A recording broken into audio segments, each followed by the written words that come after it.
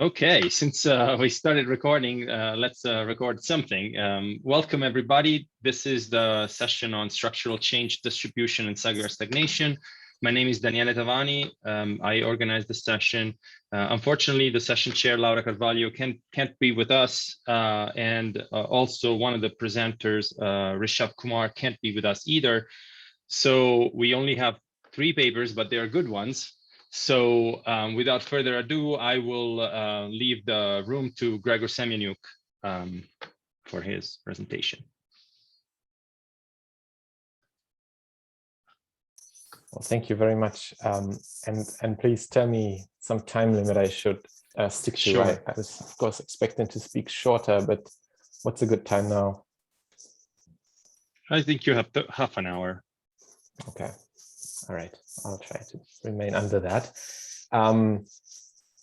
Partly because what I'm presenting is quite exploratory and unfinished. And between when I submitted my abstract and now, another COVID year or almost year passed, and things didn't quite go as I planned research-wise. So, so I'll present something quite related, but not quite what you'd read in the abstract.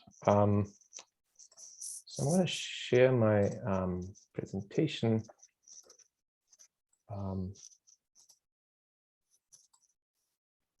So let's see.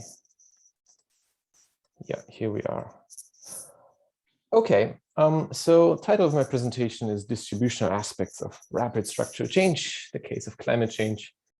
It is on that, but maybe not quite what you think.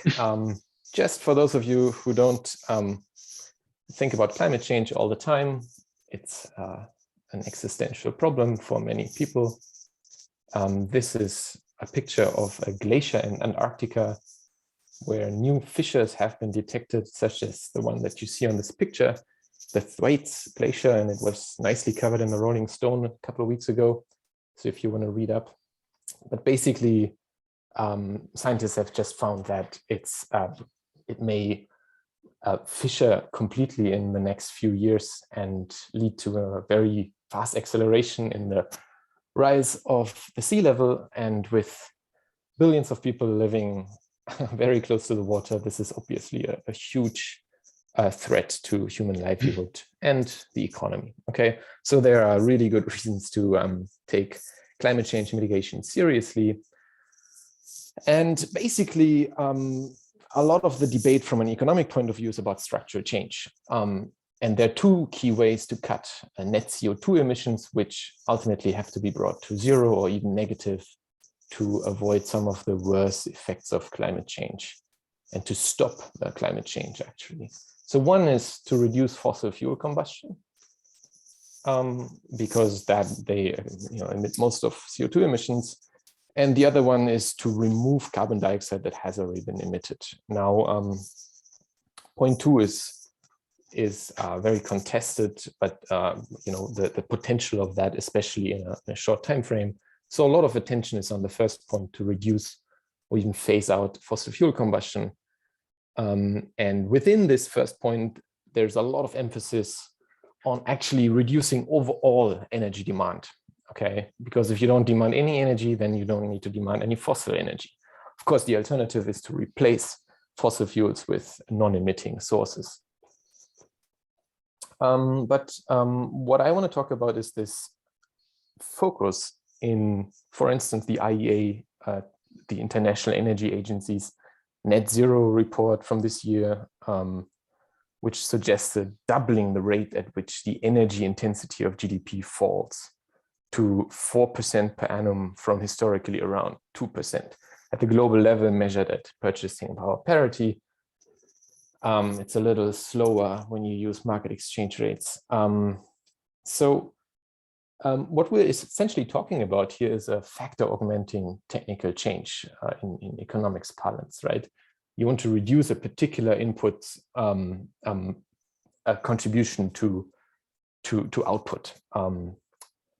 In fact, if you calculate exactly how fast, what the intensity means for the components growth rates, with a GDP growth rate assumed of around 3% per annum, that means that you have an absolute decoupling from energy, because absolute energy demand would fall by around a percentage point per year.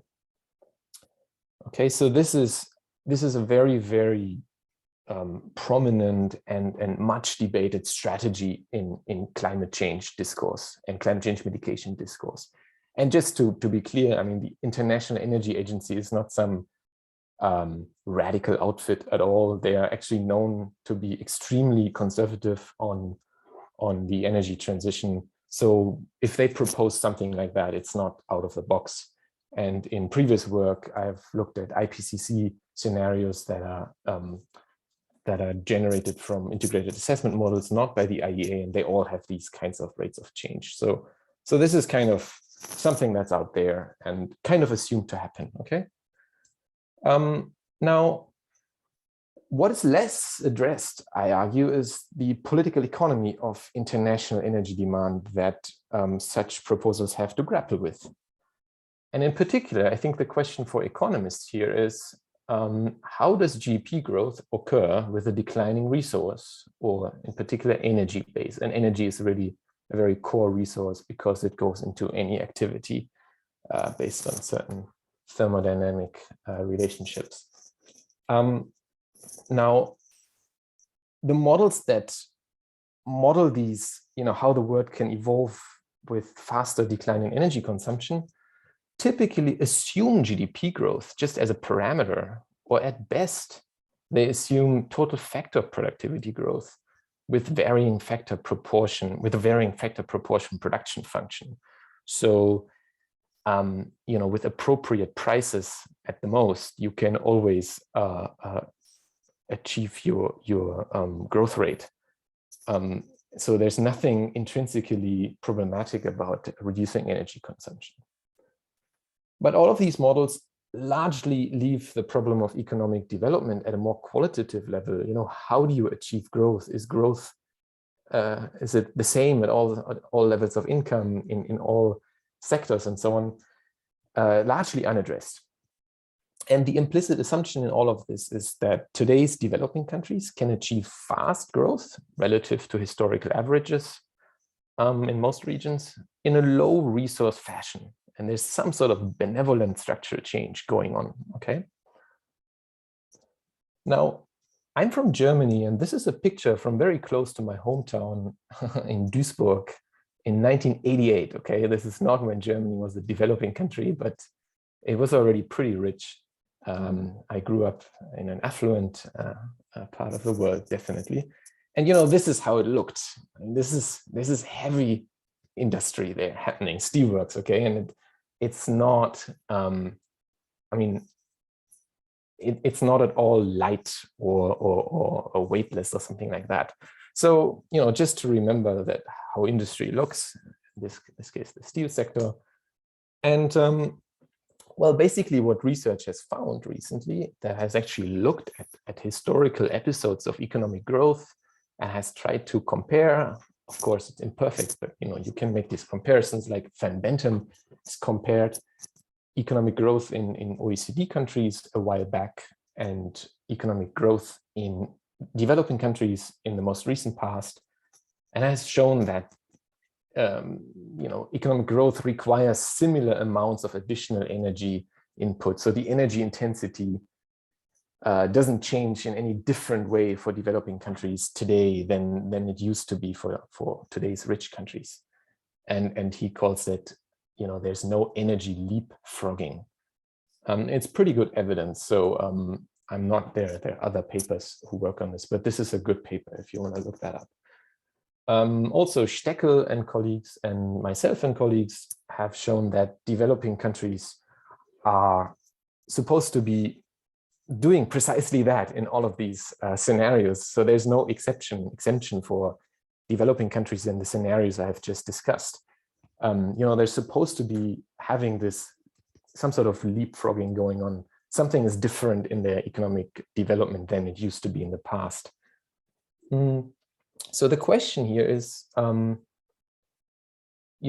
if we have this contradiction between the empirical evidence and models, then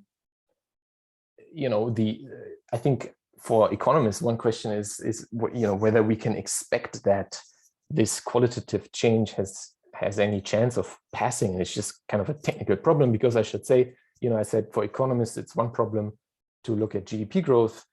I should say the engineers have really done their work, and there are many technical solutions for structuring growth and investments and activities differently so that they're more resource efficient. So it's not somehow, it's not impossible. But the real question is it socially feasible? So what are potential political economy factors that are involved and that could constrain the energy GDP trajectory of developing countries away from what is envisaged? And that's a huge question, because it is part of the global response to climate change. And that, I try to argue, and I'm sure you have had your own exposure to that, is really an existential question. So there are huge stakes involved in getting this stuff right. Okay, what am I doing in the rest of this talk? As I said, it's pretty exploratory. So I'm basically analyzing some data that I've collected in the past that is a pretty comprehensive energy GDP database, drawing on the Penn World Table, the International Energy Agency, and some less used data from the United Nations, and involving some imputations of non-commercial use of energy. Think of informal sector GDP, a little bit like that.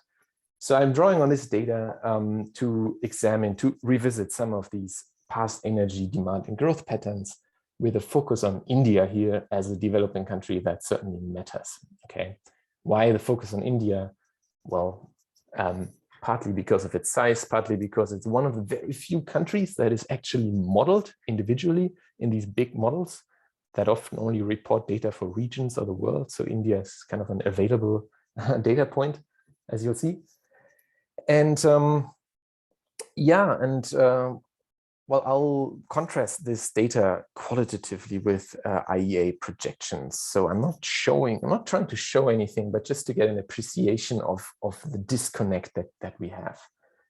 Okay, and then based on that, I'll discuss 4 candidate explanations for climate change mitigation achievement via energy savings in a developing country.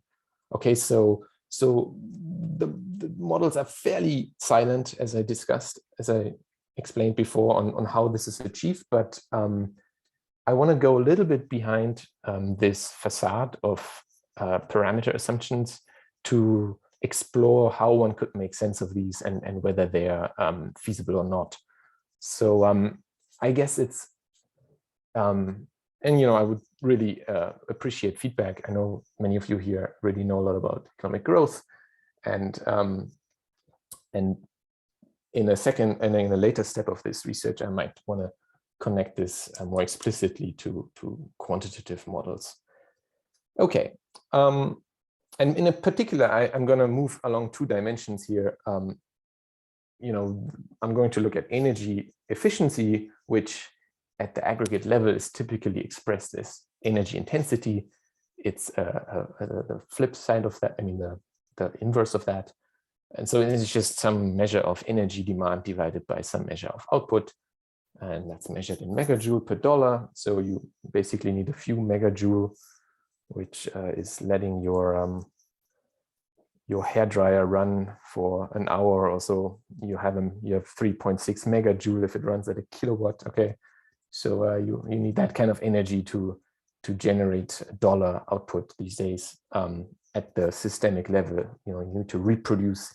You need that much energy to reproduce society to be able to produce that, which of course involves more energy than just the one in the production process. But one problem with this energy intensity is, of course, that X output is a tricky metric in international comparisons. You all know about purchasing power parity adjustments, which I'll use in line with this kind of literature, which pretty much always uses it now. But these measures are actually subject to a lot of revisions. And so, there's only so much you can get out of only that metric. And in fact, I've presented at the EEA last year on the variability of EX, depending on how you measure X. So I also want to consider energy per person as a metric that is devoid of any monetary measure, and that is some other way of measuring living standards, albeit imperfect, but it gives us another measure of what's going on. Okay, and I'm deliberately taking quite a bit of time to walk you through this because I have so much. Okay, and feel free also to interrupt me. I'm assuming a certain level of knowledge of you about these more kind of energy studies issues, but maybe you want to follow up on anything there. Okay. So another note I want to shoot ahead is country selection. Okay, so I'm actually looking at the small subset of countries only, and in particular, I want to exclude energy supplying countries that and generally very resource-rich economies, because I don't think that they are necessarily a good they're good at showing constraints of how much energy you have to expend to get to a certain level of output. If you are an energy exporter, typically you have a very high energy consumption per dollar, because there may be some refining going on, which leads to high energy consumption. And you may also not be very efficient as a country because it's pretty cheap to get your hands on energy. Perhaps only because of subsidies, as Kazakhstan showed in the past few days, right, when subsidies on gasoline were supposed to be removed. Anyway, so I'm excluding these very resource-rich countries, but I'll include Chile just because Chile is so much discussed as somehow a country that has, depending on where you stand, done miraculously well or is really problematic. I also exclude countries, except for Hong Kong, that are dominated by financial sector or trade sector, kind of a trade entrepot, because these countries' GDP can be quite delinked from domestic activity in a physical sense. Okay, I include Hong Kong because it's one of the Asian tigers, right? And we don't want to exclude that, just to be complete. Okay, so let's move on to some data here. So what I've basically done is combined some historical data with a few snapshots from the recent IEA net zero report. And here we have, on the left-hand side, we have, in both plots, we have output per capita. So, monetary measure of affluence on the x-axis, on a log, everything is in log, and in a log scale. And on the y-axis, on the left-hand side, we have energy per capita. Okay, so we can compare a monetary measure of affluence with a physical measure of affluence. And on the right-hand side, we have the energy intensity. So energy that you need, think of labor intensity of output. This is energy intensity of output, okay? Or capital intensity of output, measured in energy per dollars, as I said earlier. Okay, so what do we have? Well, we have a pretty tight bundle of countries here that are all European in this case. Exclude the US because it's very resource intensive, the US. And it's also the largest oil producer in the world, in case you didn't know that. So, it's it doesn't belong here, but it would be a lot higher than those countries. And these countries, they vary vertically at the same level of affluence because of various factors, such as industrial structure or climate. You can see that Sweden and Finland are all at the top there. It's a colder climate there. Italy manages to be the richest with the lowest energy throughput. But basically, you have a very similar pattern on the left-hand side. All these countries grow their income per capita, and they also grow their energy per capita because output is fueled by energy-intensive production. And eventually, they kind of taper off in the vertical dimension, but they keep growing, right? So there is this kind of saturation of energy per capita, which is widely documented, and people also call it an S-curve. And that occurs at somewhere between 70 and 180 gigajoules per person per year. Okay. Now, on the energy intensity side, what you can also see is that these countries all have decreased the energy intensity a lot. Sorry, this is data from 1950 to 2018, okay? So they were pretty stagnant or even growing the energy intensities in the initial years of the second half of the 20th century, but then they all dropped after affluence levels of around $25,000 in this particular version of dollars, 2017 dollars, at the Penn World Table 10.0 purchasing power parity, which is from the 2017 International Comparison Project. Okay, and then the last thing to note is Denmark here in 2050. That's the kind of the prescription of the IEA, what Denmark as a country would have to do if the world was successful in mitigating climate change, okay? And the IEA doesn't report data for Denmark, so I've taken the European Union average, which probably reports slightly faster growth than Denmark because it includes some countries that have historically grown a little faster. But it would also probably operate at a slightly higher energy intensity here. You can see Denmark is actually the least energy intensive country of all countries, okay? So IEA says, you know, countries really have to decouple growth from energy. Even energy per capita is going to fall quite a bit. And since population growth is non-negative, absolute energy consumption falls. Okay, right. So I'm going to go a little bit more quickly now. You know, we also have success stories from the 20th century, which is basically a bunch of East Asian countries. But I also have Chile here and Israel and Uruguay, which is a high income country according to the World Bank, and Turkey and Costa Rica, which is much talked about as a successful Latin American, Caribbean country, really.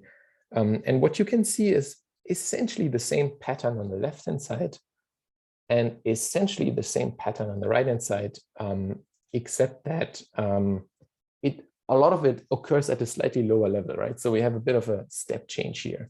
Part of which is, I think, explainable with climate, but then you also have Hong Kong and Singapore and Costa Rica, which are really the three countries that look different than the countries we have examined so far.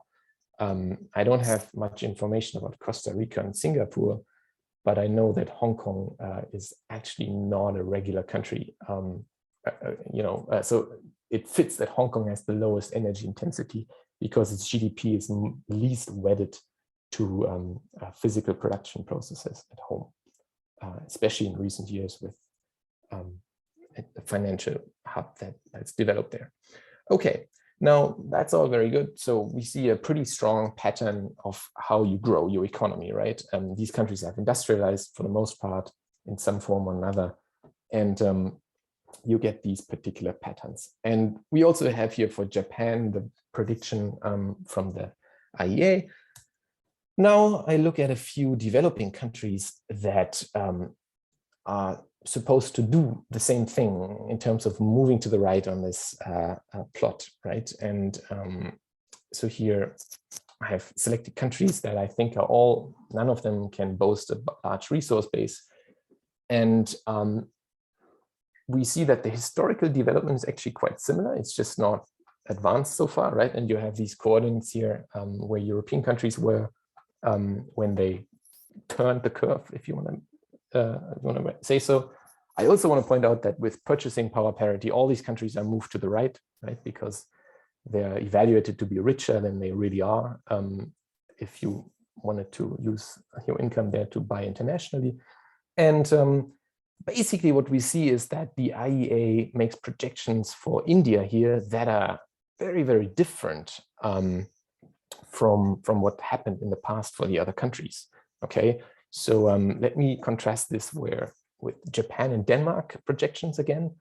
And so India is a widely different place in 2050, but also in 2030 than any of these countries that made this industrialization and that are roughly at levels now where India is supposed to be in 2050 in income per capita terms. Okay, so it's really very different.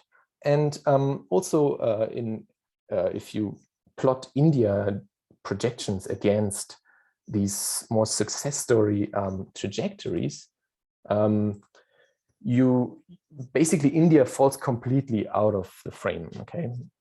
All right. Oh, I actually have to hurry up. So, you know, we know that I won't read through this, but basically the way to move to the right, especially from being a relatively poor country to a relatively rich country, goes by industrialization. Okay, so you can complain about moving too fast in the discussion, but what I show you here as the last data point is that the energy intensity of manufacturing relative to agriculture is very high.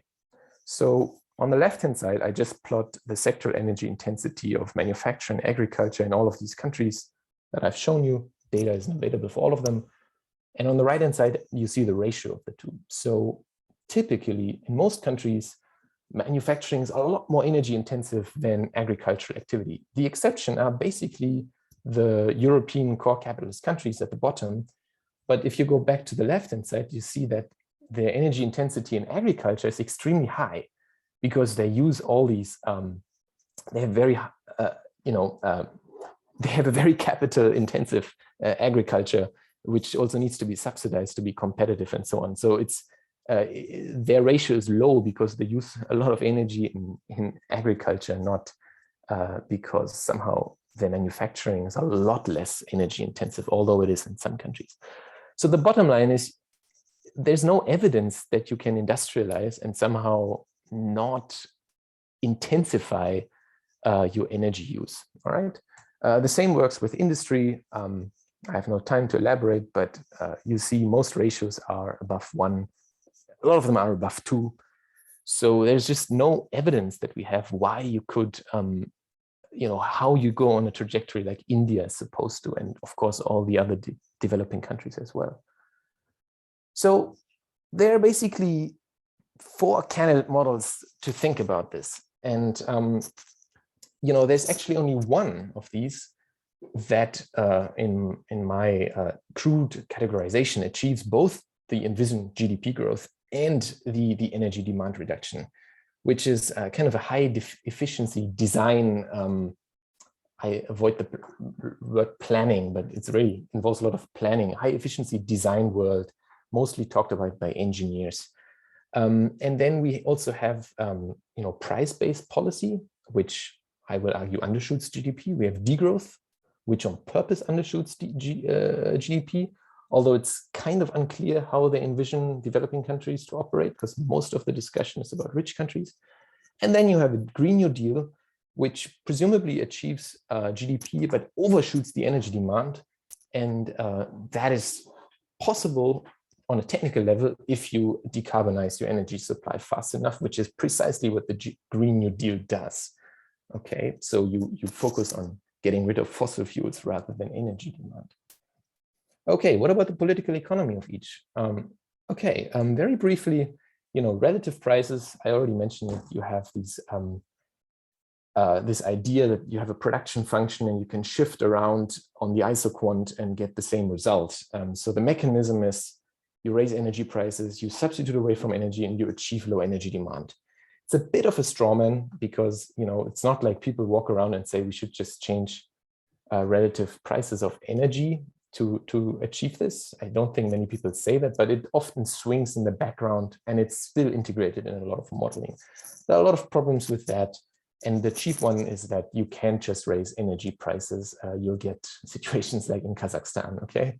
I'll just leave it at that. Remember, we're also talking about developing countries here, okay? Candidate 2, you have explicit degrowth, and you have a quite expensive literature by now that argues for the good of degrowth, not necessarily how to get there, but the mechanism is really you lower GDP and you have a structural change while lowering GDP, and that gives you lower energy demand, okay? The political economy here is, of course, it's totally unclear how you lower GDP. It's not clear to me how that is to be achieved within the current system. You have an ambivalent stance there on developing countries. And it's also, I don't know of any models that show how you can reduce energy demand while implementing some degrowth policies. Yeah, probably, sorry, this needs, the mode of production needs to change. That's probably a prerequisite for degrowth anyway. So it's a very aspirational, maybe utopian vision behind this. Okay, candidate 3 is, I don't have time, Daniela tells me, but it's basically proposed by people like Amory Lovins, who have been at this for decades and argue that we can go to much higher energy efficiency levels, but it's also in some of these recent integrated assessment models. And the argument is basically we can do much better, and we just use much more efficient design, and it's actually not more costly. So really there's a free lunch out there, and for some reason we never seem to see it. So it's unclear why it's not picked up. Is there really free lunch is the question, and some people question that actually. And that argument holds a fortiori in capital-constrained developing countries, because the comparisons are often between a very capital-intensive project built at current technology and one that could be built at this more efficient technology. And I also think there might be a possible skills shortage of systems designers who are needed for this. And it might, interestingly, require significant planning because it's usually about integrated designs. All right, Daniela tells me to stop. So I think we can talk about the Green New Deal, which I think comes with its own political economy problems at the global level. We can talk about it in the comments. And I'll leave you with this picture of solar panels in India built over a canal. It's not a problem to get renewable energy at large scales, and that's probably the argument in favor of the Green New Deal. Yeah, I have to stop. Cheers. Thank you very much, Gregor. Since we don't have assigned discussants, I would like to open it up for a few minutes to the audience to ask questions. Please raise your hand in the session. Otherwise, I will just let Gregor speak a little bit about the Green New Deal, maybe if he wants to, because I don't see questions yet. Right.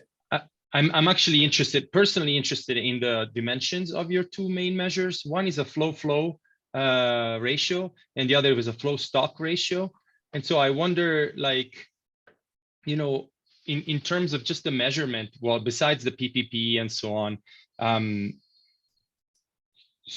which one do you think it's we should actually focus on? Well, there's a question. Oh, I see a question. And so there's a question by Gary Dimsky. I think you can see it, right? Okay, great. So let me try to speak to both of these.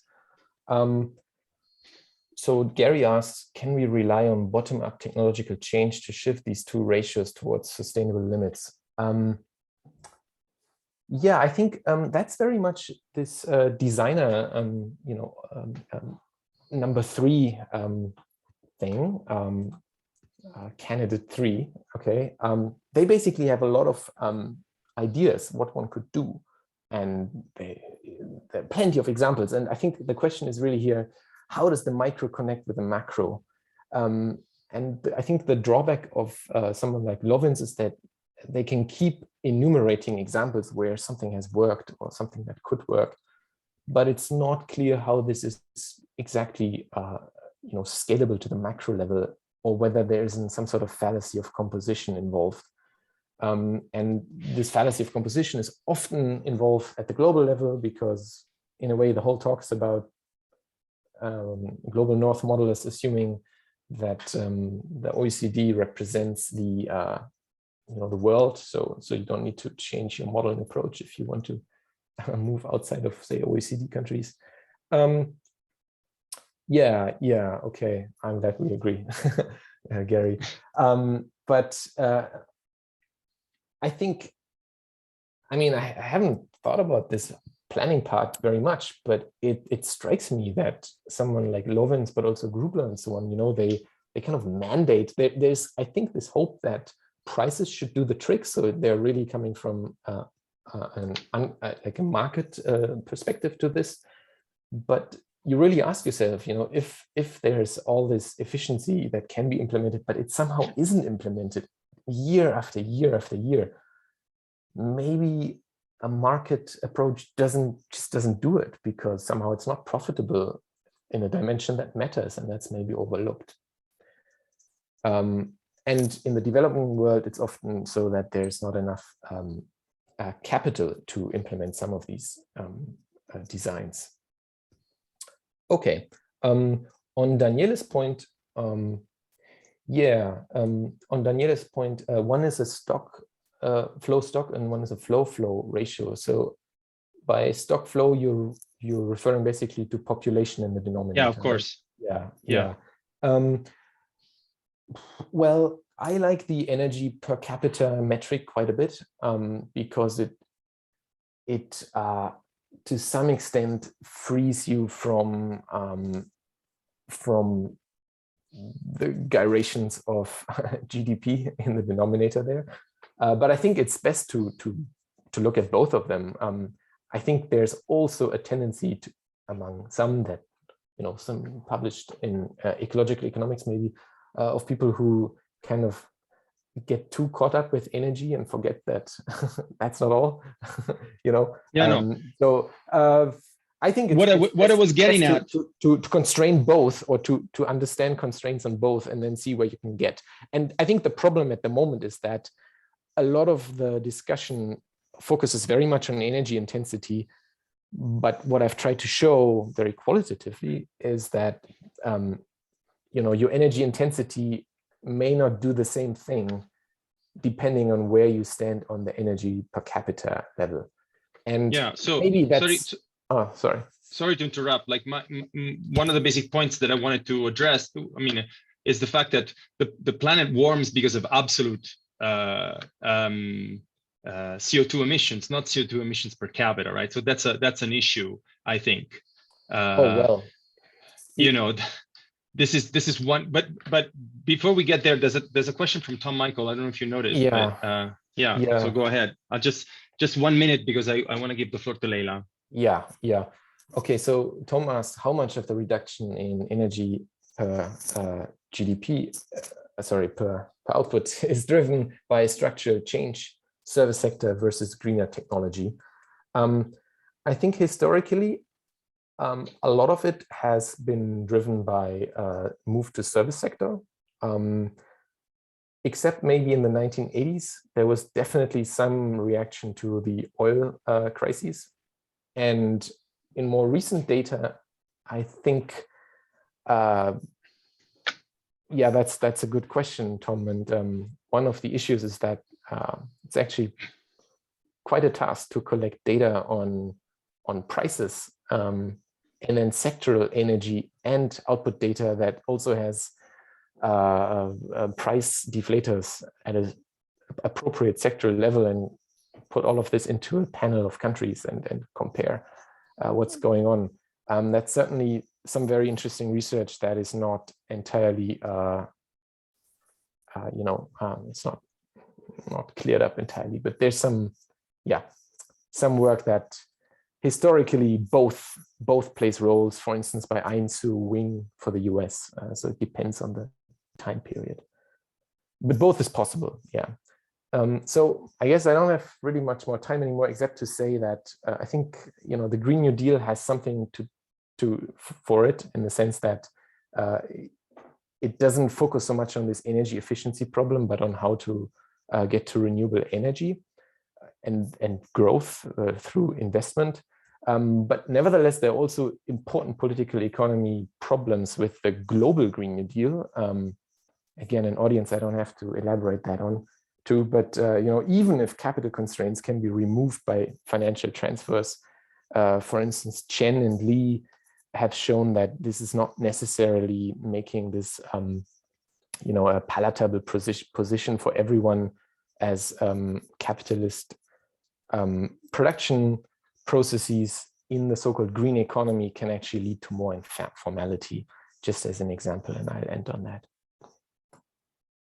thank you very much for your questions. Thank you so much, Gregor, for a very stimulating presentation and discussion. I am going to turn it over to Leila Davis from UMass Boston.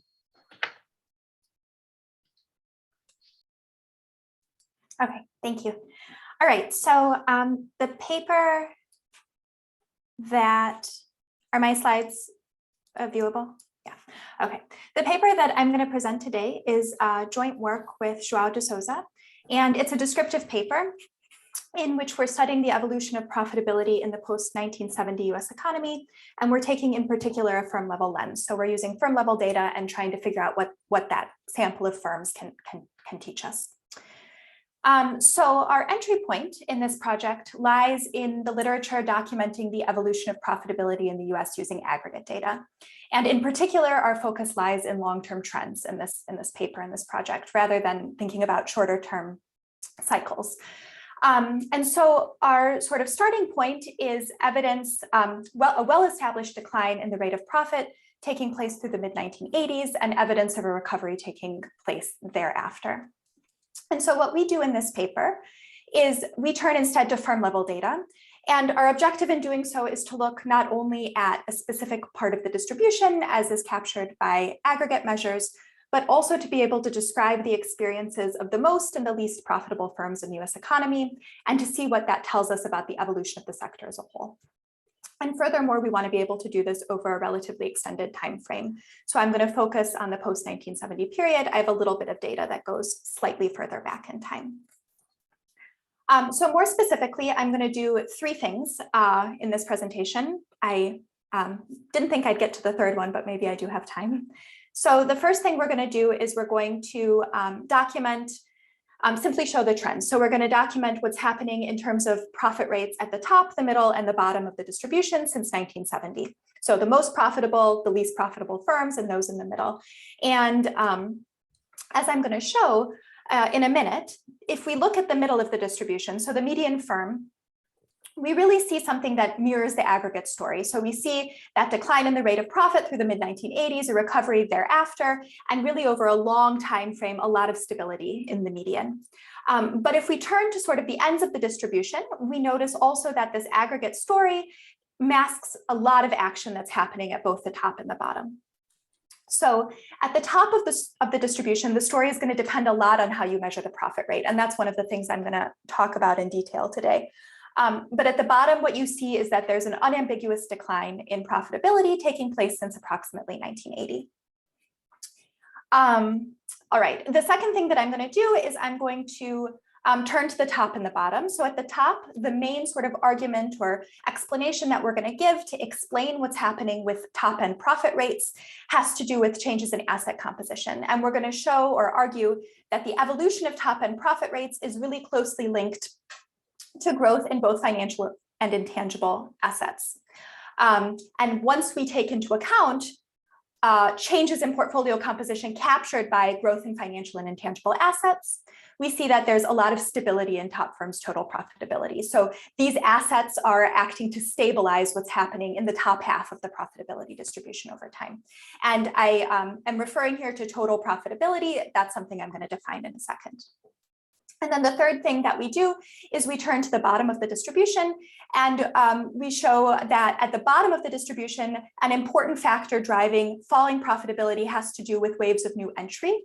And we're talking in particular, or you see, it's quite striking, waves of new entry by increasingly unprofitable firms.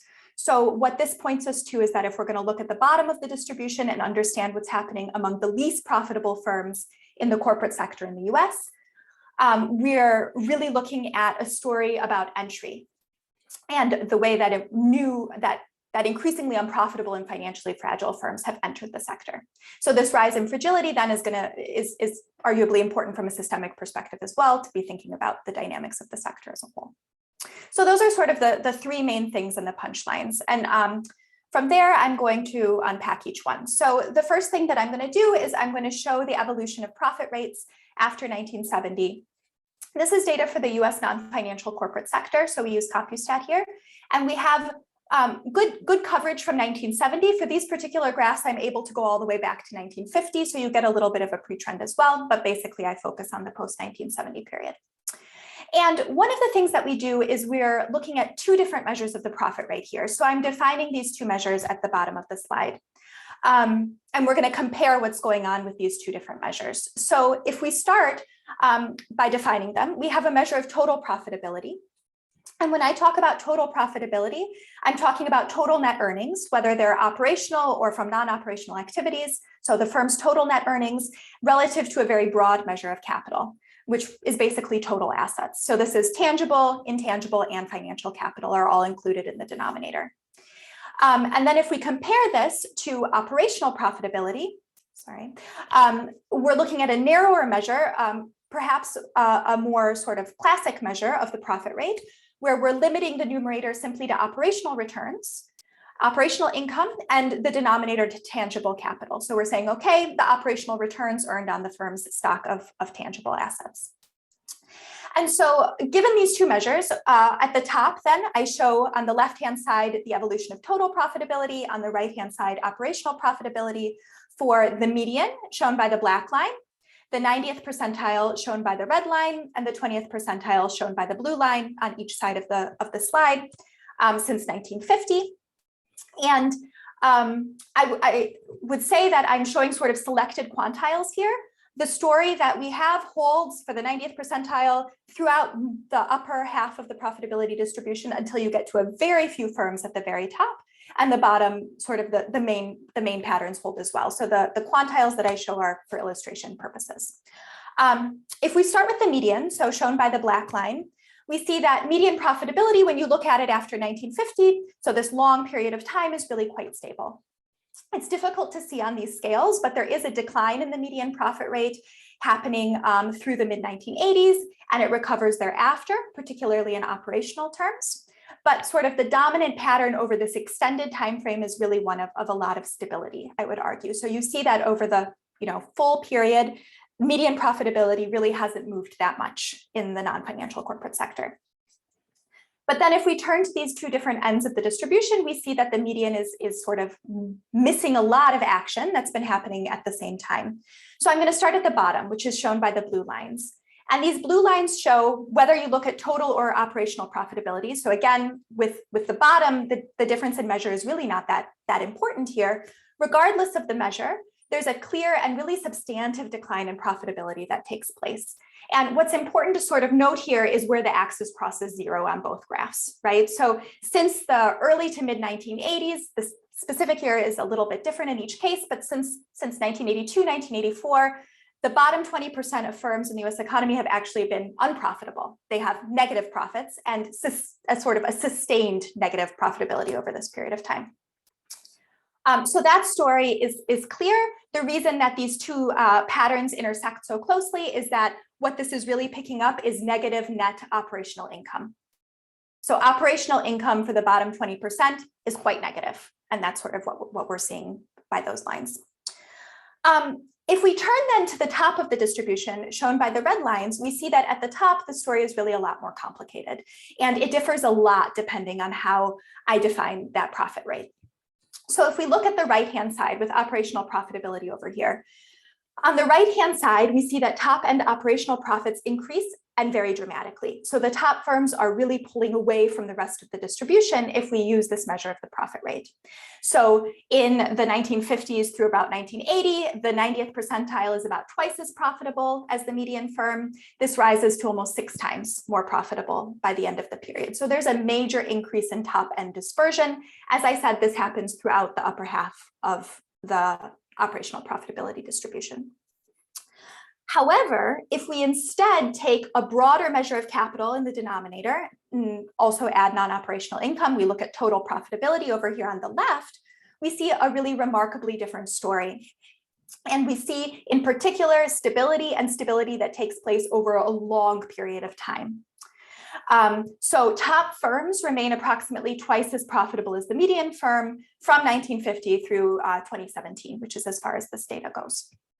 And so what this suggests is that if we want to sort of understand what's happening at the bottom, figure out what the dominant trend among these top firms is, that's going to require us to first really unpack the differences between these two, I would say, quite common measures of the profit rate. And that's sort of where I'm going to go next. All right, so if we're going to talk about the top of the distributions, again, up until those very, very few top firms at the very top. So we're looking at many, many quantiles of the distribution here. Again, our goal is to unpack the divergence between these two measures. And the place that we start in order to figure out sort of what best describes the 90th percentile is to ask how closely these two distributions intersect. Okay, so I'm going to go back to the previous slide for a second. What we want to know, first of all, is are these firms, or is this line describing the same firms as this line here? Right? Are the firms that have top total profit rates the same firms that have skyrocketing operational profit rates? Why do we want to know this? Well, remember that the main difference between these two profit rates, the thing that's important in quantitative terms is the denominator. So total profitability deflates earnings by financial and intangible assets in addition to tangible capital. And so if the same firms are hanging out at the top of both distributions, and I'm going to say that they're not, but if it were the case that they were, what that would say is, okay, these firms have remained similarly profitable in total terms, but at the same time, their growing acquisitions of financial and intangible assets have allowed for rapidly rising returns on operational activities. And that would be an important story about how intangibles are operating at the top of the distribution. But we show that this is not the case. And so that's what I'm going to show here on this slide with this overlap rate. So the overlap rate is what we're defining as the percent overlap between the two distributions at a given quantile. So we take the total, all the firms ranked by total profitability, we take the top 20%, that top quintile, and we want to know what share of this top quintile is also hanging out at the top of the operational profitability distribution. To what extent are these two distributions matching each other, right? And the red line is showing this for the top quintile here. And so what this is showing us is that there's a big decline in the degree to which these two distributions intersect at the top of the distributions. That takes place in particular during the 1980s and 1990s. So in 1970 through the mid-1980s, we see that there's the majority of firms at the top of the total profitability distribution also have top operational profits. But during the 80s and 90s, at the same time that operational profits start to skyrocket at the top, these two groups of firms start to diverge. And by the end of the period, only about a third of the firms are hanging out at the top of both distributions. And so what this tells us is that if I go back, well, I don't know how I got there. If I go back to these pictures, this line is describing an increasingly different set of firms than this line over here. Okay. If we do the same calculations for the bottom quintile, it shows that in contrast, that divergence is not taking place at the bottom. So unprofitable firms are unprofitable firms, no matter how you measure it, and have been consistently so. All right, so what this decline in the overlap rate at the top is telling us, or points to, is the possibility that changes in asset composition are really key to understanding what is best, sort of best capturing what's happening at the 90th percentile. And in particular, what it suggests and what I'm going to show evidence for is that firms with top end operational profit rates hold relatively large stocks of intangible and financial assets. So these stocks of financial and intangible assets are really the distinction between the two measures. I'm saying those firms that we see with, what seems to be skyrocketing operational profitability hold more of those assets than most firms in the US economy. And descriptive evidence really does point us in this direction. So in this table, I show the mean shares of intangible and financial assets and total assets for firms in that top 20% of each measure. So I'm taking just the top 20% of firms by total profitability here, the top 20% of the sample by operational profitability here. And I show the share of intangibles and total assets, and then the share of financial assets and total assets for each of these sets of firms. And what we see if we start with intangible assets is that among those firms, so I'm focusing on those firms with what looks to be skyrocketing operational profit rates, intangibles accounted for less than 5% of their portfolios in the 1970s, and this has risen to more than a third of total assets by the post-2010 years. At the same time, financial assets after 2010 account for approximately half of their portfolios. if you sort of put these together, this means that tangible capital, so sort of standard fixed assets are only about 15% of the portfolios on average of firms with those skyrocketing top end operational profit rates. And this furthermore is quite different than firms with top end total profit rates. So firms at the top of the total profitability distribution by the end of the period hold about 20% of their assets as intangibles, 40% as financial assets. And this means that 40% are still tangible capital. They hold much more tangible capital as a share of total assets than firms with top operational profitability. Okay, so what does this mean? What are we learning here? We're seeing that firms with top end operational profit rates, as I've said, hold relatively large stocks of financial and intangible assets. So we know from the literature on financialization and data on intangibles that across the sector, firms hold a lot more financial and intangible assets than they used to. We know that this is a very broad-based phenomenon. But what we're sort of pointing towards here is that the pace of this acquisition, in fact, differs very systematically depending on where firms lie in the profitability distribution. And in turn, what this furthermore suggests is that operational returns on tangible capital, as business models have sort of shifted towards intangible and financial assets, has become an increasingly sort of poorly suited measure of overall returns. So put differently, what's the punchline here? Once we account for firms' asset composition, changes in asset composition that have taken place over this period of financialization, over this period in which intangibles have become increasingly central, then the skyrocketing profitability at the top of the distribution simply disappears. So once we account for changes in asset composition, we're sort of in that total profitability world, we see that profits at the 90th percentile are really quite stable. So we see a lot of regularity in the top half of the distribution. All right. So we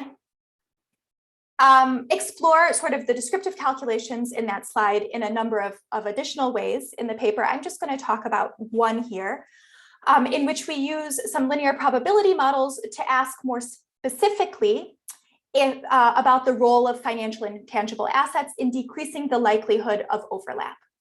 So what I'm doing here is I'm limiting the sample to firms in the top quintile of operational profitability. So just 20% of the sample. These are the firms that we see their profit rates, their operational profit rates going up very quickly during the 80s and 90s. And in these regressions, the dependent variable is going to be equal to 1 if a firm overlaps. So if one of these firms at the top of the operational profitability distribution is also at the top of the total profitability distribution.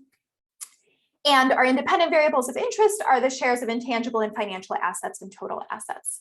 So what the coefficients here are going to tell us is the relationship between a 1 percentage point increase, for example, in the share of intangibles in total assets, and the probability that a firm lies at the top of both distributions.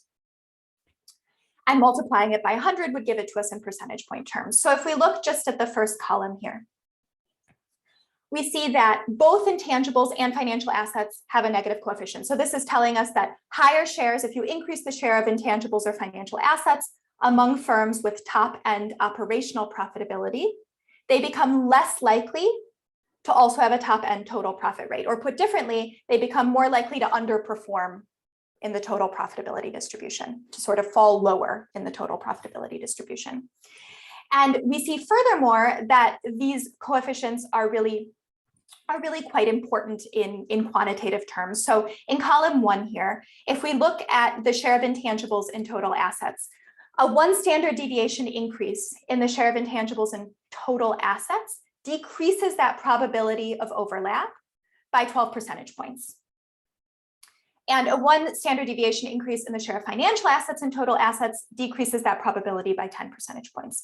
So I don't have a relevant comparison up on the slide, but the average overlap rate over the full period is about 55%. So that shows that these coefficients are really quite large. So once again, what this is reiterating is the descriptive conclusion in which we say, okay, well, an increase in intangibles or financial assets is associated with a lower probability that one of these firms that appears to have sort of skyrocketing profit rates is also going to be at the top of the other distribution. These firms tend to underperform in terms of total profitability. All right, the second column I'm not going to talk about in detail, but we disaggregate cash and non-cash financial assets. And so the reason that we do this is to consider the possibility that really what we're being driven, what we're seeing here is the role of cash. When we talk about financial assets, that's not the case. Regardless of whether we're talking about cash or non-cash financial assets, we see a similarly negative and large coefficient. So it's not the case that sort of idle cash is driving the decline in the overlap rate that we're seeing. So again, what's the punchline here? Well, once we account for these changes in asset composition and the fact that these asset shares have increased, then we're going to see a decline in the likelihood of overlap between our two distributions. This points us towards total profitability as being sort of the measure that's going to give us the dominant or the sort of most informative explanation of what's going on with the profit rate at the top. All right, so I'm not going to talk about these graphs, but I am going to turn to one more issue at the top of the distribution. And this is about the possibility of structural change playing a role. So we also, when we think about the top, consider the possibility that what we're ascribing to a balance sheet effect really reflects structural change. So for instance, perhaps it's the case that what we're really picking up is growth in an intangible intensive industry, for example, high tech, that is also a very profitable industry. So we have an intangible intensive industry that earns high profits. And so really we're sort of putting too much on an across the board asset composition channel when really what's happening is simply structural change. And I'm not going to go into too much detail about the specifics, but our sort of conclusion is that it's not a structural change story. Instead, we're seeing something that's really happening across industries or sectors within the non-financial corporate part of the US economy. And we consider this structural change question in a couple of ways. I'm just going to show some results for the first one. So we use a shift share analysis to decompose the decline in the overlap rate over time in the top quintile into two components. So the first component is within sector change, and the second component isolates the effect of between sector or structural change. And so what this would do, the second component, is it would pick up the growth of sectors in which firms are relatively unlikely to sit at the top of both distributions. So pick up a sector in which a firm might be very tangible and intangible intensive, for example. Okay, and we also extend the linear probability models to sort of get at this with industry fixed effects, but I'm not going to take the time to go into that. Just the shift share. So what I'm showing in this table are the results of the sort of decomposition. And what we have in the first column here, we average everything over decades, approximately decades of our sample. This first column is showing the decline in that overlap rate over time. And as I showed in the sort of time series of that overlap rate, if we're looking at it at the top quintile, it declines particularly between 1980 and about 2010. So we see a fairly rapid divergence in these two measures at the top in these 3 decades. And then what we do is we take that decline in the overlap rate and we're pulling apart the part of it that can be ascribed to within sector change versus structural change. So the within sector change here is going to look at changes within sectors while holding the industrial composition of the sample constant. And conversely here, we're going to hold what's going on within sectors constant and look at only what comes from allowing the industrial composition to change. And what these results show us is that the decline in the overlap rate is really explained by within sector changes. So for example, during the 90s and the first decade of the 2000s, we see that within sector change, so this is change happening without taking into account growth of tech or decline of manufacturing, et cetera, within sector changes account for effectively the whole a little bit more than the decline in the overlap rate that we would otherwise see. So once again, what this means is that that decline in the overlap rate is taking place within sectors. And in contrast, if we look at the sort of the role of structural change in decreasing that overlap rate, we see that structural change is perhaps slightly offsetting the decline in the overlap rate over time, moderately offsetting, but really those coefficients are much smaller. Those magnitudes are much smaller. And so this is really a within sector effect, a within sector across the board decline in the overlap rate due to changes in balance sheet composition that's our conclusion. All right. 5 minutes. Okay, so the last thing that I'll do is I'll turn just for a couple of minutes to profitability at the bottom. So very much switching gears here. Up until now, I've been saying, okay, actually I'll do one more punchline here. What's going on at the top? So sort of our conclusion then from all of this is that understanding this growing divergence between top end operational profit rates and stability at the top of the total profit rate distribution really requires us to turn to asset composition. And so this is drawing links between the evolution of profitability and balance sheet changes that have been highlighted by work on financialization and on intangibles. So as firms' asset composition has changed, narrow measures of the operational profit rate have become increasingly limited measures of total sources and uses of funds. And so understanding the top half of the distribution is going to require us to account for those changes in asset holdings. Once we do that, we see really a lot of stability or regularity at the top half of the distribution. So it seems as though sort of the top relative to the median is quite regular over time. All right, at the bottom. Again, at the bottom, I think the story is a little bit simpler because we're not trying to unpack these differences in measures. The main thing that we want to point to is declining profitability among new entrants over time. So what we're showing here is the profit rates over time for cohorts of entrants, where we have all firms that entered in the 1970s in the top line and their profitability over time, all firms that entered in the 1980s and their profitability over time, 90s, and so on. So we classify each firm into one cohort based on its year of entry, and we look at what happens with the profit rates of those cohorts over time. And regardless, I'll just talk about the left. The difference in measures here is not very important. What we see, regardless of the measure, is that each cohort of entering firms after 1980 enters with lower profitability than the cohort before it. So we have firms, there's a little bit of noise around here, but in general, we see shifts downwards in the profitability trends for later cohorts of entrants. And furthermore, we see that these differences are persistent. So once we're looking at the 1990s, firms are entering with on average negative profitability. So we have our axis here.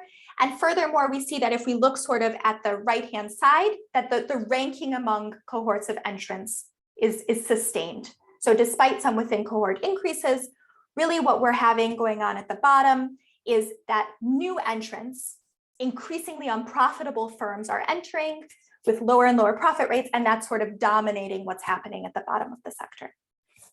All right, so I have 1 minute. So sort of conclusions that we have. Again, this is a descriptive paper. We're simply trying to understand some of the patterns that can help us understand or describe different parts of the distribution of the profit rate. We argue that the median profit rate on its own is masking evidence of growing dispersion, but that at the top, rising operation, the story of dispersion is a little complicated. The main thing that I would point to here is the second bullet point, that financial and intangible assets are stabilizing top firms' total profitability, such that we have returns on intangible capital being increasingly limited. And this speaks to the literatures on financialization and the investment profit puzzle, and sort of understanding what's been happening with the profit rate over time. And at the bottom, we see negative net earnings are really dominating the story at the bottom, with persistently negative average profitability in new cohorts. And so we're seeing that new firms are increasingly unprofitable and financially fragile as well. All right, thank you. All right, thank you, Leila. So I already have a question from Gary. I'll let you look at it if you can see it. Otherwise, I can read it for you. And I'm good. Okay, yeah. So the question asks if this means that industrial policy, as champions say in the new developmentalism of Bresser Pereira and others, is pointless because what any industry has been radically transformed by financialization, et cetera. Okay, that's a hard question. I don't think so. So I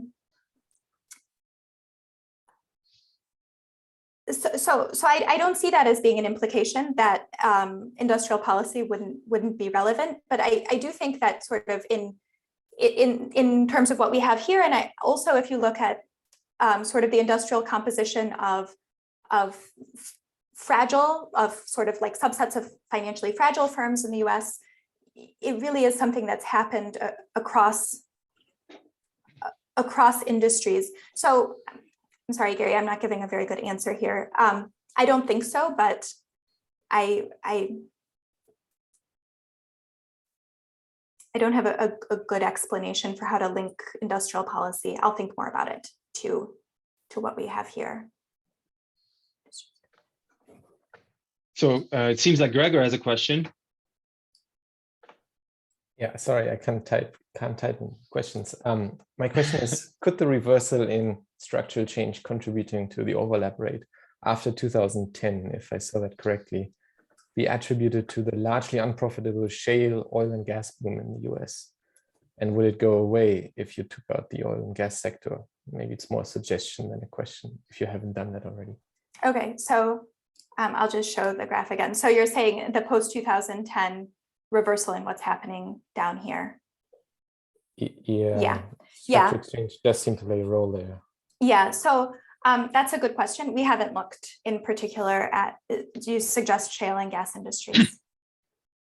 All right, okay. I don't know, I'll look more specifically at that. That's a good idea. But the one thing I would say is that this sort of, so structural change becomes important, and the within sector, I would call this as good as zero. So the within sector sort of becomes stable. So we've looked at sort of broader industrial classifications. So we have manufacturing, high-tech manufacturing, services, mining, transportation, and public utilities, wholesale, construction, agriculture, so sort of broad categories. And the only industries of those broad categories that seem to have sort of a structural change component that doesn't disappear completely once you control for asset composition, but this is over the full period, would be manufacturing and high-tech manufacturing. So I can actually show that very quickly. So what we do here is this is the slide I skipped, we have industry dummies and the role, sort of the effect of that industry on the overlap rate, where we don't, the white dots where we don't control for anything other than industry, and then where we do control for asset composition. And so what we see is really that all of the industry effects basically collapse to zero, with the possible exception of these small coefficients here, but we don't have as precise of industries as you're suggesting.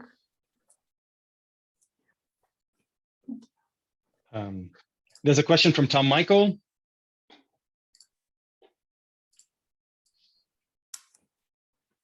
What role does the corporate non-corporate boundary play? There's been a decline in percent incorporated since the 1990s. Might that contribute to the new entrants at the bottom? Yeah, I think that's very important. And that's sort of empirically a difficult question to get at, because data on non-corporate businesses is much more limited, and even to the extent that it's available, I don't think the same sort of scope of variables are available, even if one had access to the more restricted data sets. But I think that I would suggest that that's an important part of the story. So what we would be seeing is that there's a role of sort of changing norms about who can access the corporate sector.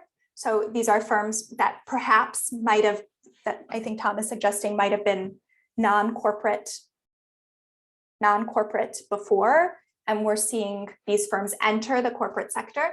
I think that even to the extent that that's true, and these sort of unprofitable firms would have otherwise resided in a different part of the economy, it's still an important shift that they're in the corporate sector, because we're sort of seeing them in this part of the economy that that is linked to the stock market and so on. But I think that, yes, I think that the sort of the implication is that it's about the types of firms that can access equity finance changing, rather than necessarily that I can say the types of firms themselves change. Or maybe profitable firms stay private. That could be true too. Yeah. So, okay, so Tom says then maybe profitable firms are staying private. Now, one thing that we can see is firms that exit to go private And that's a very a far more uncommon event than I think one might expect from reading the paper. It's a very, very small number of firms that exit to go private, but I can't see the decision of firms that don't enter because they're profitable. Yeah, thank you. I have a small comment question. So there should be a lot of churning and turnover right at the bottom of your profitability distribution, right? Yes. Given the fact that, and so actually your graph about the like all the firms entering in different cohorts, like entering at lower profitability, should imply increasing churning at the bottom, right? Is that what you see in the data? Yes. Yeah, so there's a lot of churning at the bottom. These unprofitable firms don't stick around for 30 years, right? They're unprofitable firms that have, you know, a couple of years of duration in the sample, and then they disappear for different reasons, either because of acquisitions or because they simply go bankrupt. Yeah. All right, very interesting. So we have like 3 more minutes before we move on to the next paper. So please shoot away if you have questions. Oh, I have a question from Mark. He's raising his hand, so I'm going to allow him to talk. Thanks, Daniel. Sorry, I can't type fast enough. Leila, I was at first sight, it almost looks like the firms with the top operational profits then squander their earnings by making really bad portfolio decisions. I wonder if you think that that is true, or alternatively, is it the case that the firms at the top of the operational profit distribution, what we're seeing there is the exercise of their market power, but that as they then increasingly go into financial assets, for example, they're going outside the purview of their market power. And in that sense, as they enter financial markets, that becomes more of an equalizer. Okay, so, all right, so let me see. So the 2 hypotheses are that maybe they make really bad decisions on the one hand, and the second option could be that they, am I right, have market power, but they sort of reach too far. Yeah, that their operational profits reflect market power, but that when they go outside the purview of their operations, that they don't have the same market power. That's a I have to think more carefully about that as well. I think that so one thing that we haven't done yet, but we want to do, is to look more specifically at markups, which I think would get us a better idea of a market power link. I'm a little hesitant to say that these firms have maybe made bad decisions, and that sort of that's the explanation of what's going on, because I don't totally know why they're making those portfolio decisions. The one thing that I would say is that I think intangibles are more important actually than financial assets, and intangibles are coming primarily from acquisitions. So I think that the sort of in quantitative terms in the data that I showed, it seems that intangible assets are really what's driving the distinction, and that's why I think it's perhaps a little bit more complicated than reaching in or out of their sort of core business. Yeah, thank you. Okay, thank you very much, Leila. This is also a very stimulating presentation and discussion, and so I'm going to have to go next. Hope to live up to the level that we achieved so far. I'm going to ask one of you to keep my time, just if I end up talking too much. So let's see. There it is. Okay, I hope you can see it. I'm going to go into full screen. All right, and I can't see anybody, so let me just check if you all can see my screen on the Zoom. I can. Okay, great. Sorry, for some reason all right.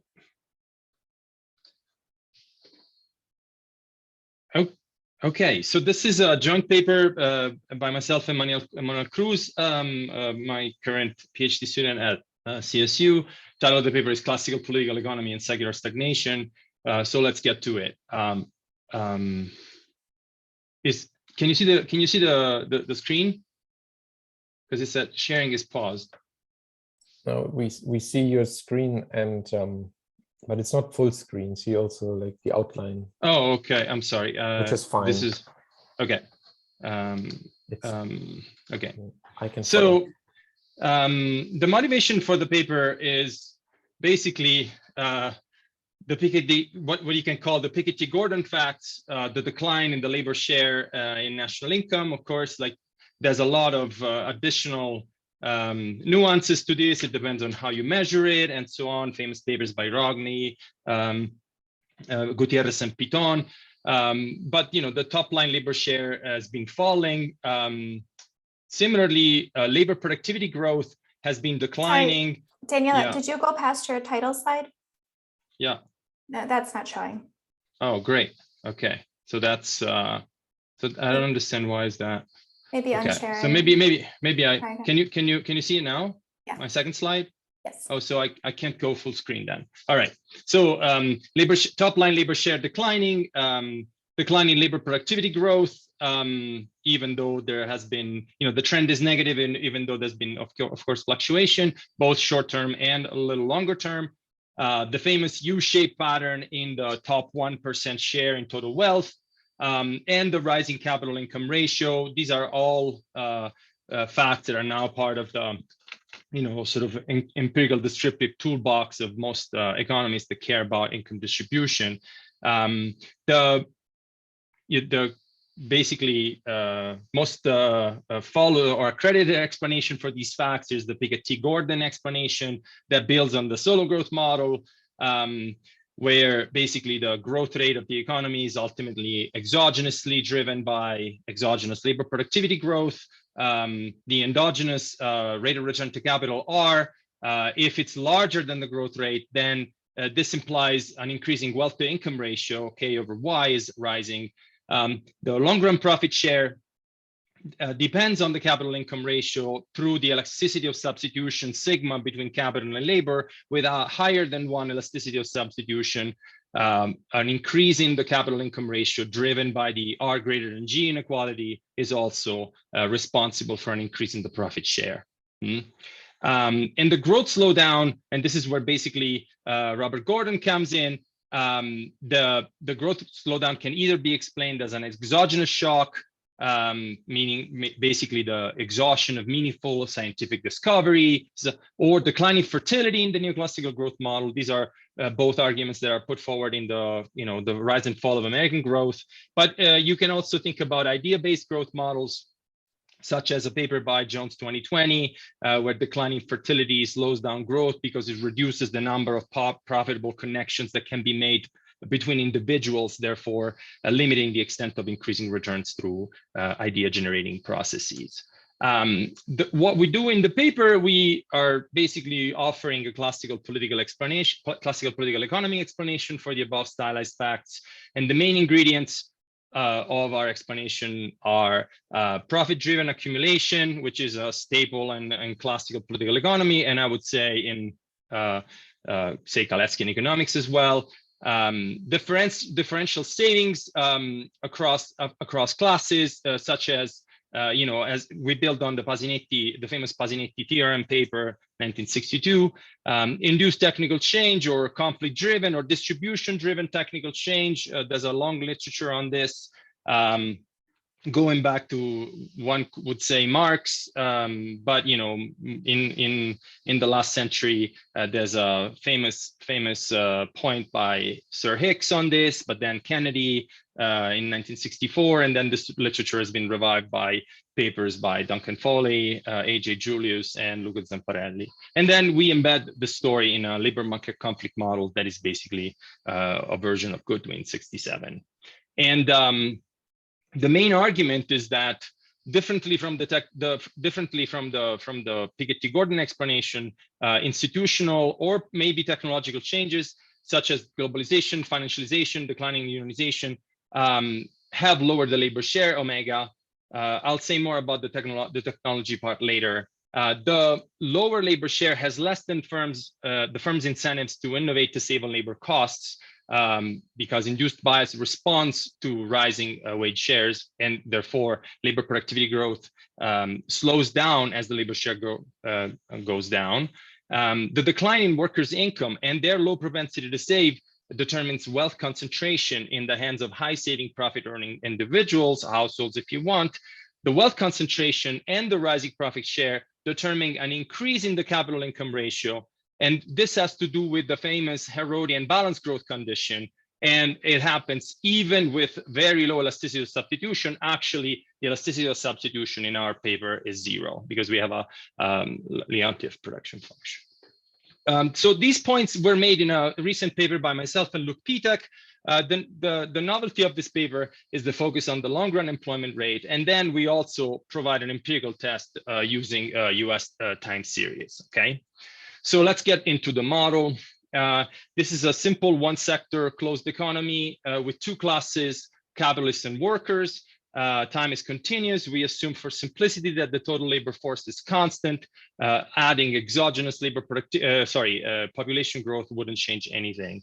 The total output is produced with fixed coefficients of capital and labor. L is labor, K is capital, A stands for labor productivity, which is endogenously growing over time. U is the output capital ratio, which is the inverse of Piketty's capital income ratio.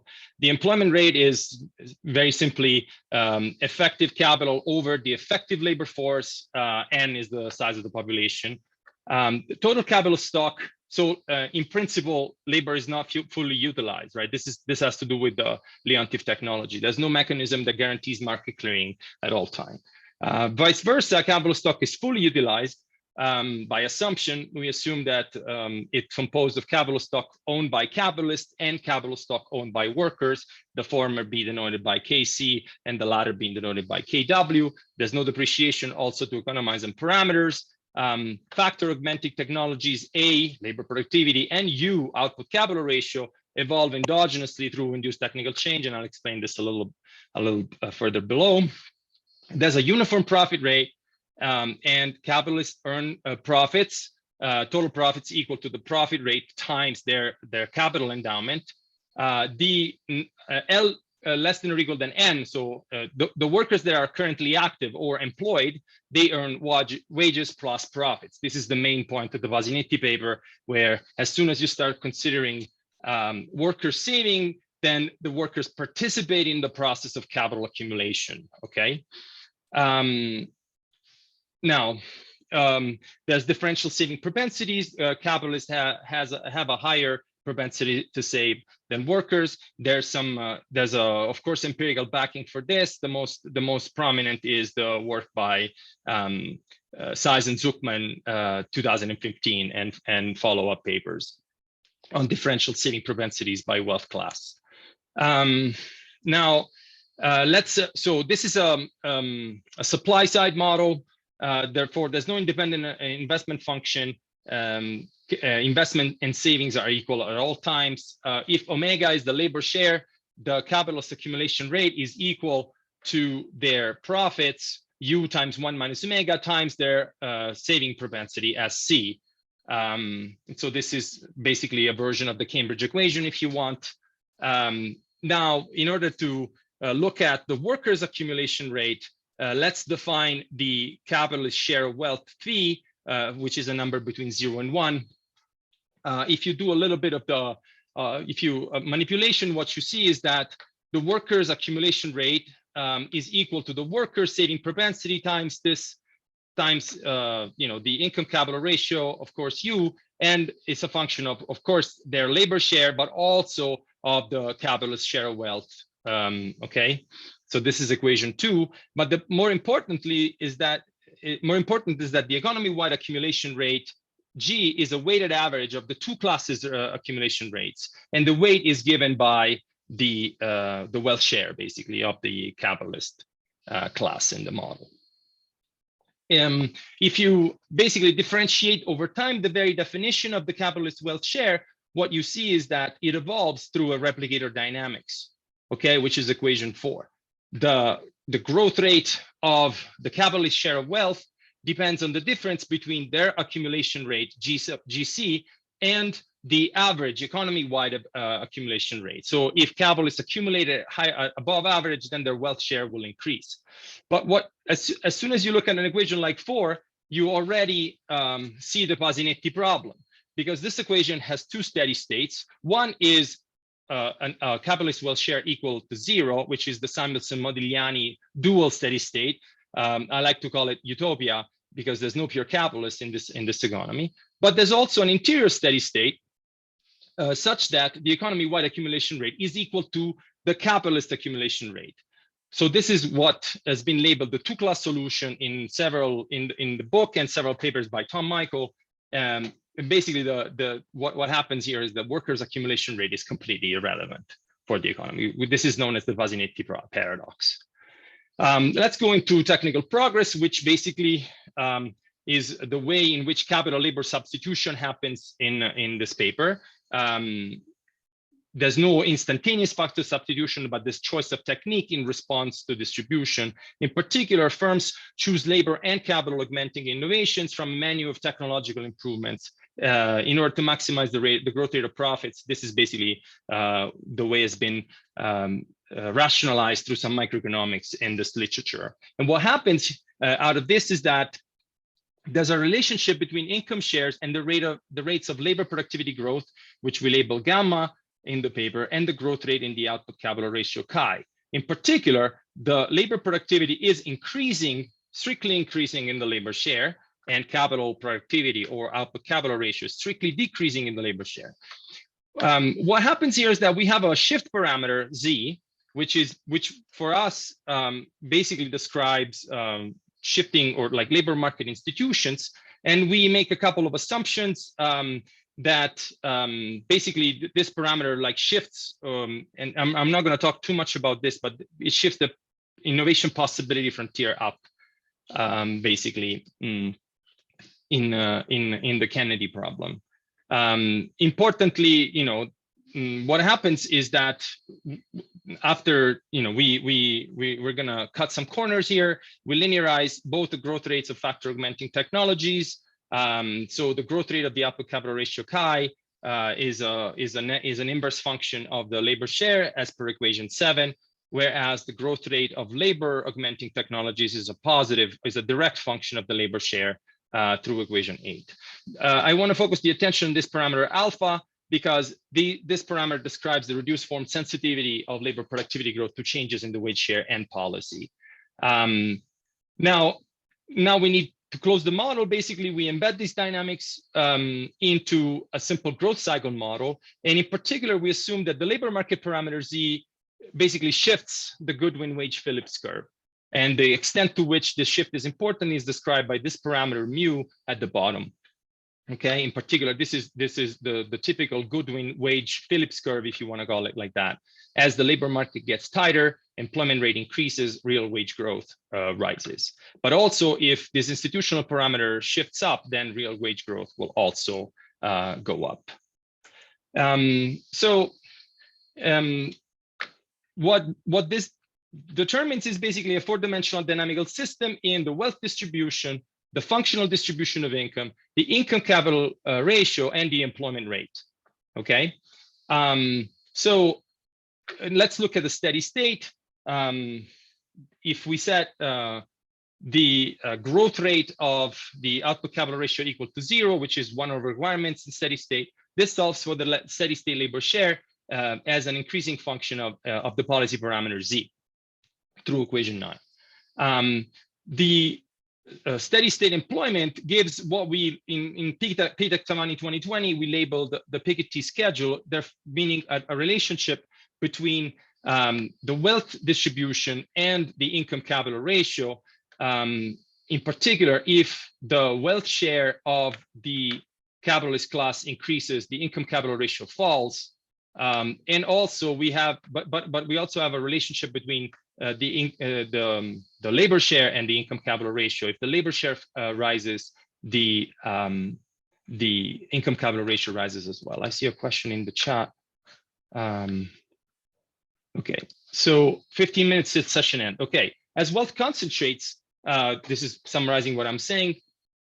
The income capital ratio falls, meaning the capital income ratio rises as in Piketty, but the falling wage share also decreases the long run Y over K ratio. Importantly, this is not capital capacity utilization in Kaleckian terms, okay? So there's not like the economy, this is merely a shift from accumulation to consumption, basically.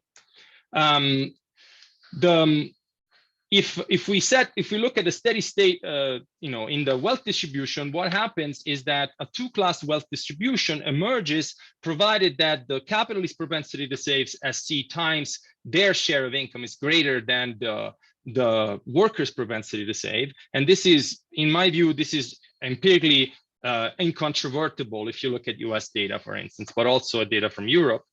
And what happens is that the reduced form wealth distribution, what you can see is that an increase in the labor market parameter intuitively also lowers the capitalist wealth share. So let's see. And finally, from the steady state on the labor share, we can solve for the employment rate in the long run. And what we see is that the effect of a shock to the labor market parameter Z onto long run employment depends on the relative magnitude of this alpha parameter, which is the sensitivity of labor productivity growth to labor market, and mu, which is the sensitivity of wage growth, real wage growth to the labor market. And if alpha is greater than mu, then an increase in the labor market, ameliorating better labor market institutions, labor-friendly institutions, will also increase employment in the long run. We call this case wage-led employment in order to mimic like a very familiar terminology to heterodox macroeconomists. Otherwise, employment is profit-led. And so let me show you graphically the two possible cases. What I'm looking at is a decline in the labor market institution parameter Z. In the left panel, a decline, so both curves shift, right? But the labor share node line, Z, which is the horizontal line, shifts by more, and therefore a decline in labor market institutions also reduces long-run employment. Vice versa in the right panel, where a decline in labor market, a worsening of labor market institutions increases employment in the long run. Okay, and so that's this is a graphical representation of the two possible cases. You will see that then I will present some empirical results on this for the United States. This is simulations. We use very crude parameterizations for the model. We look at a negative shock to labor market institutions. In the wage-led case, falling Z determines a fall in employment, which is the blue line. A fall in Z also increases the capitalist wealth share, so it implies wealth concentration. It reduces the labor share. It also reduces the income capital ratio U, which is the red line, and vice versa. In the profit-led case, falling a worsening of labor market institutions, the employment rate rises, everything else behaves as before.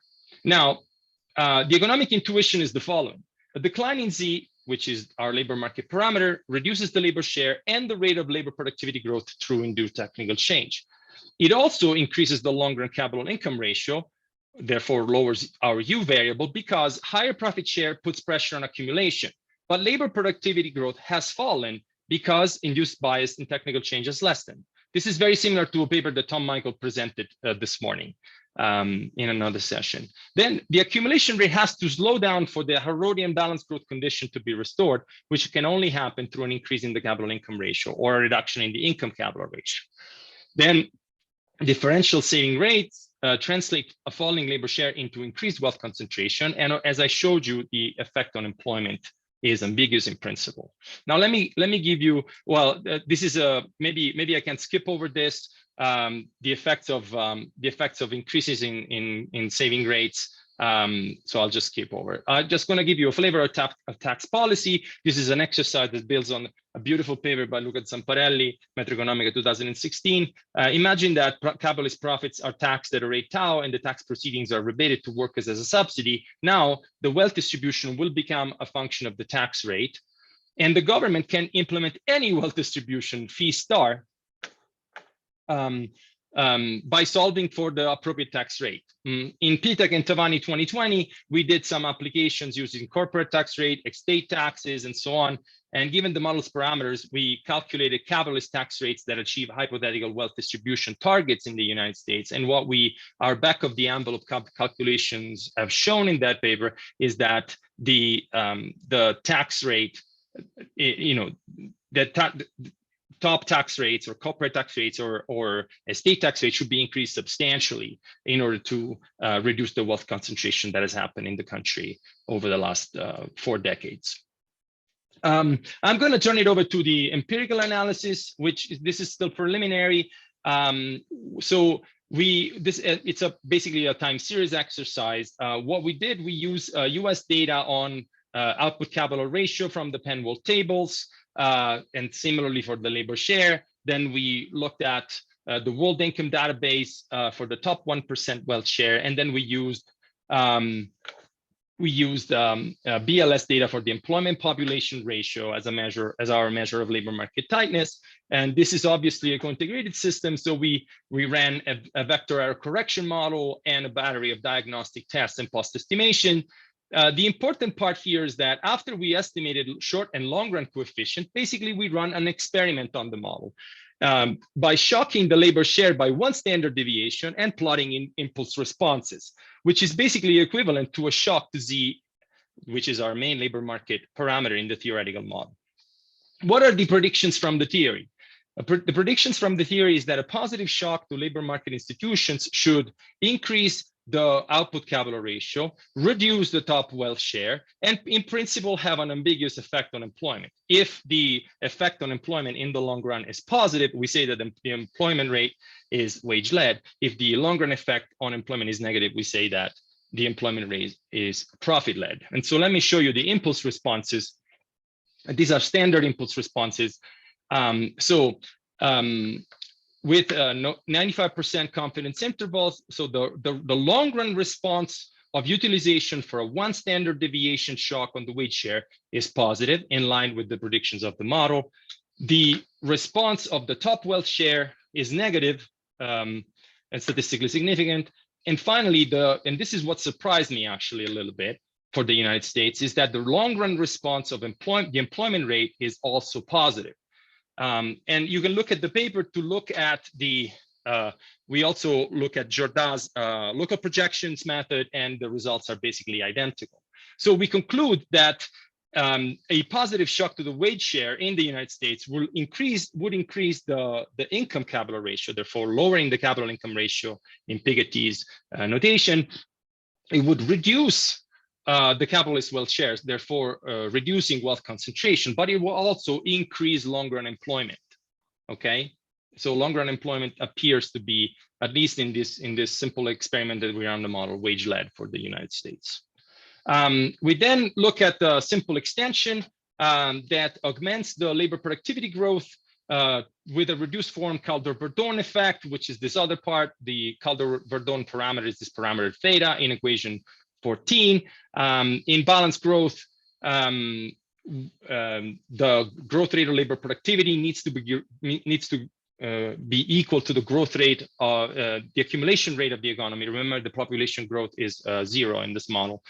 In turn, the accumulation rate is equal to the accumulation rate of the capitalists because of the Basinetti paradox, and therefore you have very simple expressions for labor productivity growth in steady state.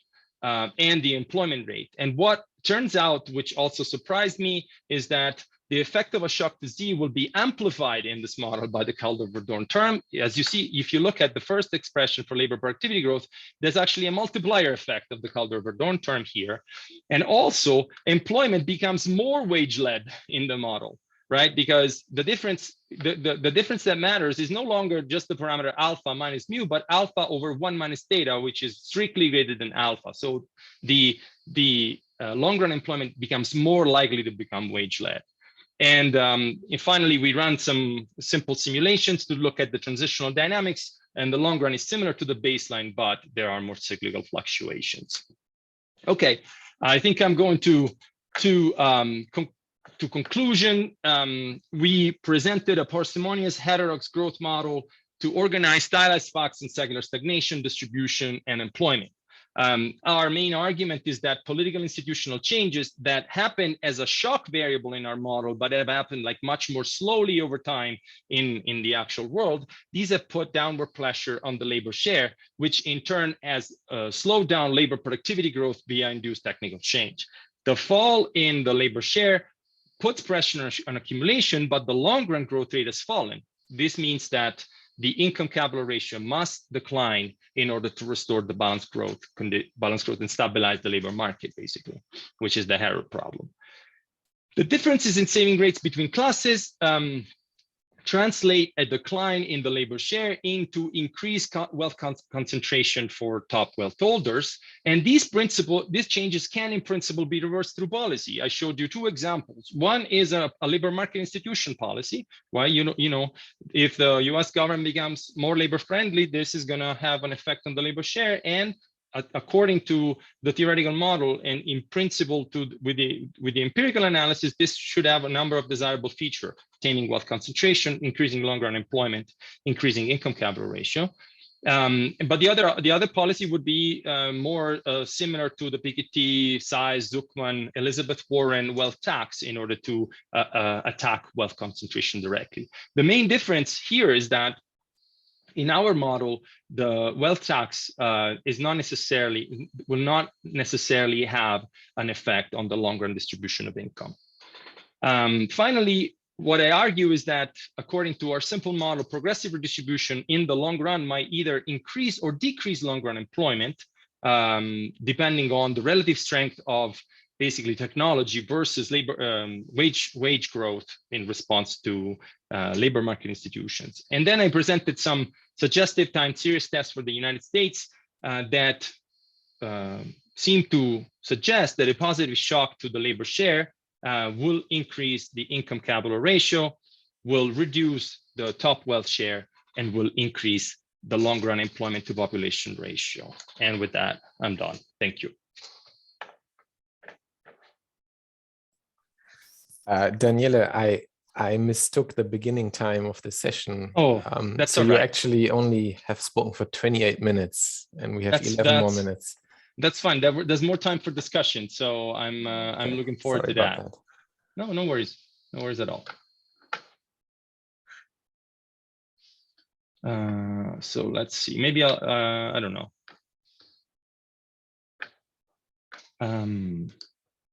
I don't see the participants anymore, so I'm not sure what I should do here. Well, I'd be happy to moderate unless Leila, you want to. Yes, please. But then you can concentrate, okay, on answering. So I don't actually also see any Q&A. Yeah. But until people have gathered themselves from this tour de force, a quick question from me. Yeah, sure. Maybe go ahead. A silly question, but would it make any difference if capitalists would earn wages instead of workers owning capital? Because I mean, it's kind of, it could be both ways, right? And would it make any analytical difference? Yes. So this is something that Rezai, Foley, Taylor have explored in a recent CJE paper. Which is very, very hard going, but as is typical of Lance. But basically, what they say is that as soon as you introduce capitalist wage earnings, then you run into severe instability problems. And this is something that I need to think about a little more, especially because it ties up with this idea by Branko Milanovic, right, of homoplutia. I don't know if you followed, like, he's been documenting the fact that high wage earners are also high earners of capital income, which seems to counter the usual classical dichotomy, right? Now, my question about these high wage incomes is like how much of these wage income is actually tied up to capital stock, which, in terms of stock options or some form of payments that are that depend on residual claimancy, if you want to call it like that, or capital income in general. But so I want to explore this, and actually I've been thinking about this issue for a little bit, even though I don't have a model to tell you what my conclusions are. My sense is that if you want to justify the capitalist wage earnings, right, or whatever, top wage earnings, then you need a story for the wage premium. Right, you need to come up with a story that tells you why some people earn more wages, like higher wages than others, right? And the traditional neoclassical explanation of this is like skill bias, technical change. A more like classical political economy explanation might hinge on relative power or something like this. So that's basically the reason why I don't have a model yet, is that I'm not yet at the point where I can give you a story of wage inequality between classes in a classical political economy model. Oh, there's an open question. Haha. Yes. Tom. Make it last. All right. So interesting difference with our CJE paper you mentioned. In that model, an increase in the profit share increases the output capital ratio in contrast to your result. That paper uses a reduced form for technical change. You have a bottom-down model. Any thoughts on that? I don't see a lot of evidence for declining output capital, but I haven't followed the literature. Yeah, so this is a very good point. Actually, I was thinking about this, and I think it might be, and this was something that I was expecting to see from the Kaldor-Berdone extension, because basically the CJE model that we just came out with Tom has a reduced form Kaldor-Berdone plus induced technical change, and it delivers an opposite result to what I just showed you. And so the straight answer is that I don't know. I am thinking about the Harrodian balanced growth condition, and so, my sense is that I don't have population growth in the model, whereas in the CJE paper we have population growth. So that might be what drives the difference, but I need to sit down and do the math. So I don't know. Sorry.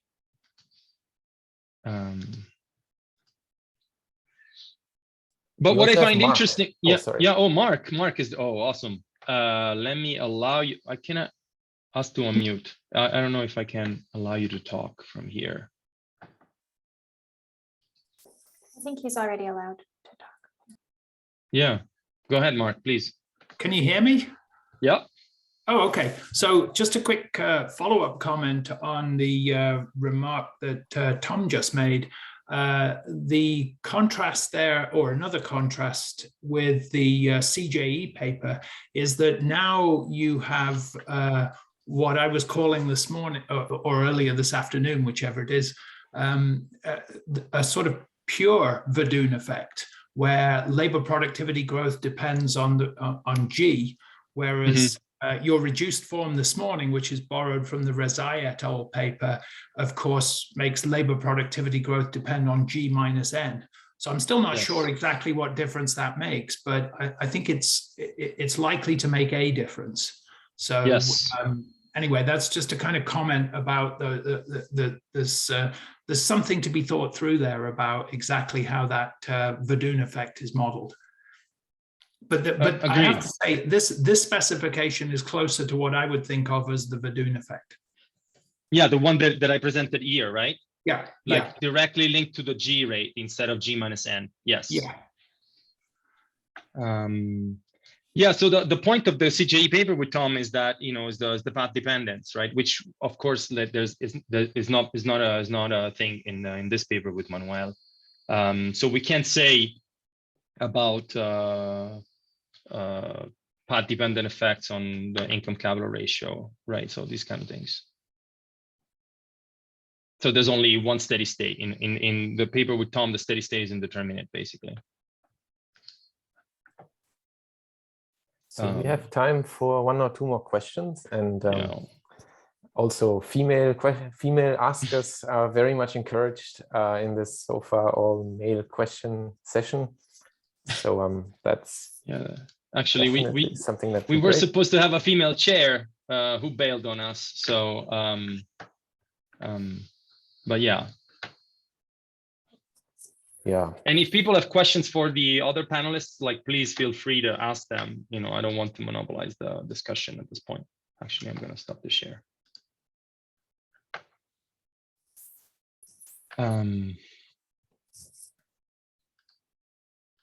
But if there's no more questions, I think it's okay also to call it a session, especially because you folks on the East Coast might be pretty tired at this point. So I would like to thank everybody for being here. Oh, I see a question. Okay, wait.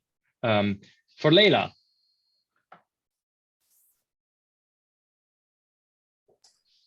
Okay, so the question is, do you distinguish between patents and goodwill for intangibles? No, we don't. So CompuStat measures of intangibles include both what we would call identifiable intangibles, which would include things like patents and brand names and customer lists and so on.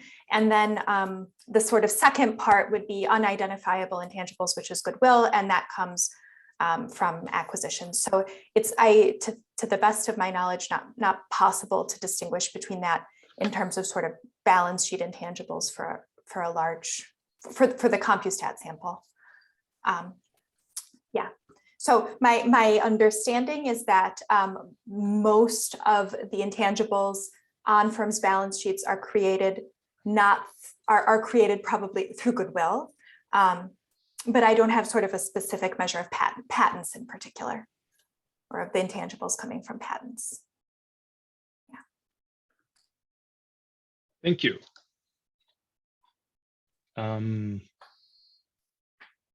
So if there's no more questions, then maybe this is a good time to end. I would like to thank all the participants, and the panelists, of course, all the people that engaged with us. Also, I would like to thank the Renia, the AV Tech person that made things smooth for us. And I wish you all a great ASSA virtual meeting, and maybe I'll see you around one of these ERP sessions in the coming days. Thank you so much.